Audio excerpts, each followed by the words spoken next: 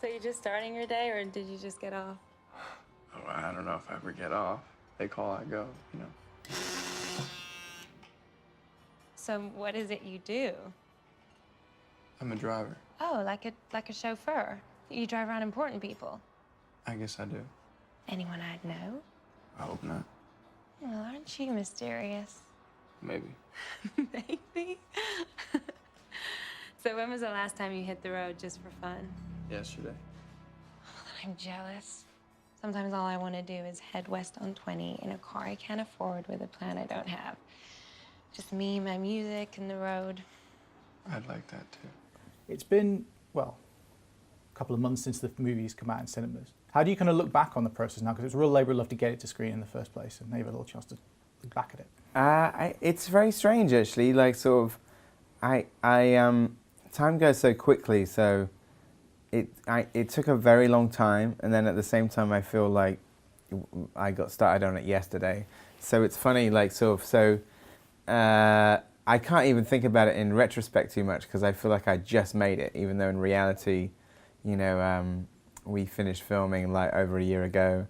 So, but it's been such a great process, and you know, I did like a worldwide tour, which I only just finished, of like 14 countries, talking about the movie and going to countries that I've never done press in before or never been to before, like China and South Korea and Malaysia and Brazil.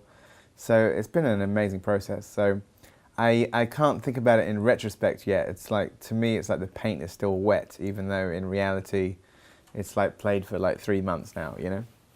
I mean, was that kind of a conscious thing when you made this film, that it would have a broader kind of worldwide appeal? 'Cause well, you know what, I did actually think about that. With my previous movies, the Cornetto trilogy and Scott Pilgrim, I was always sort of faintly aware of the fact that because they've got lots of dialogue in them, that there's a sort of a ceiling of how well they'll play in non-English language countries. And in some cases, some of the movies that I've done had never been released in these other countries. Like, none of my films had ever come out in China.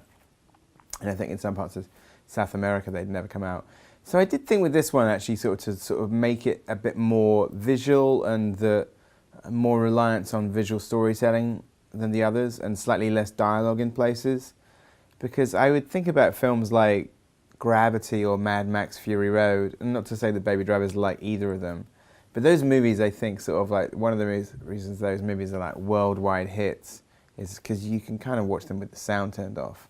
And Baby Driver is getting there. There are long sections of the movie with no dialogue. Then there are other scenes with lots of dialogue. So, but I did think about it a little bit, actually. And obviously the soundtrack has really caught fire, and a lot of people have been picking it up after the film. That must be a joy to see when it's played out.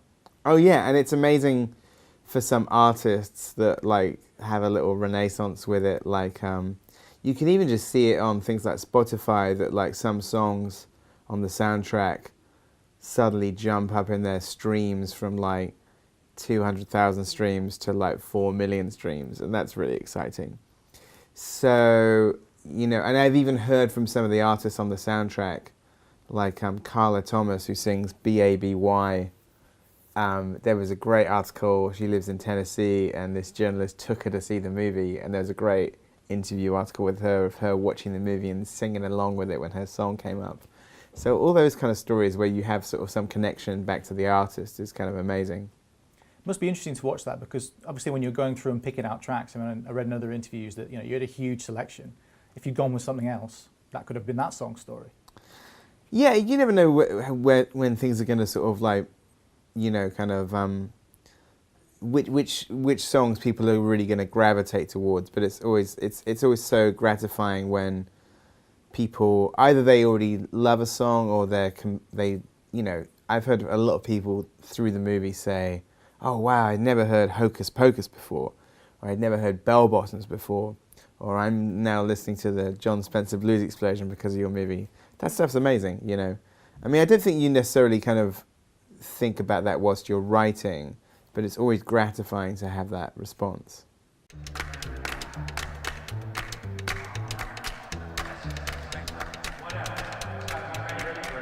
Start in the AM. Questions. I got a question, Doc. Why would I believe phones over here heard the goddamn word you said? You lay down your whole plate. He ain't even listening. Baby?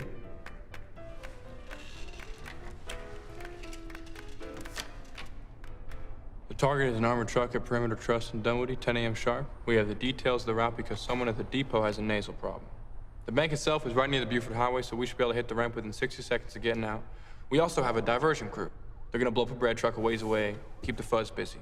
The dress code is the Michael Myers Halloween mask, but don't all buy your mask at the same time. It looks suspicious.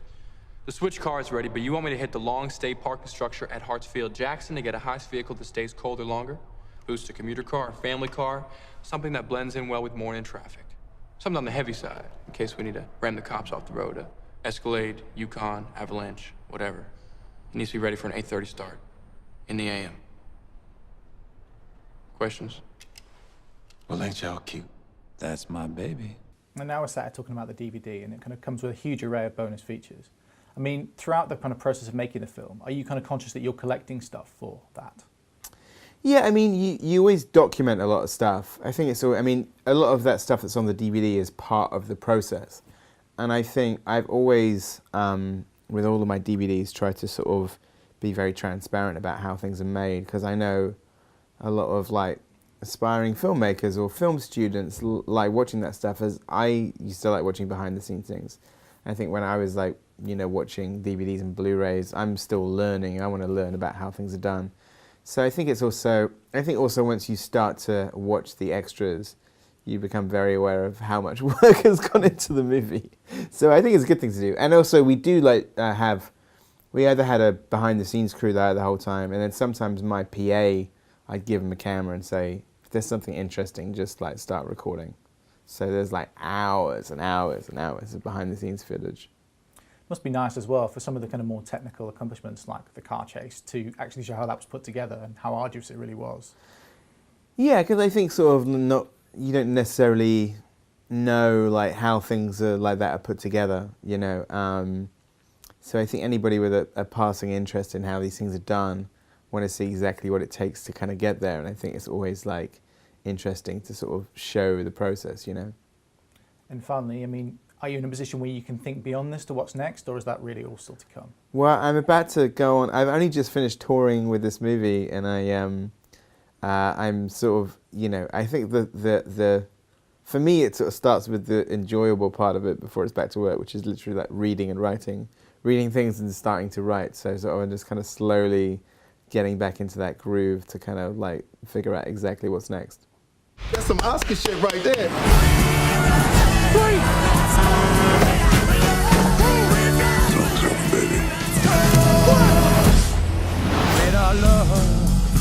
Get out of the car! Oh, my purse!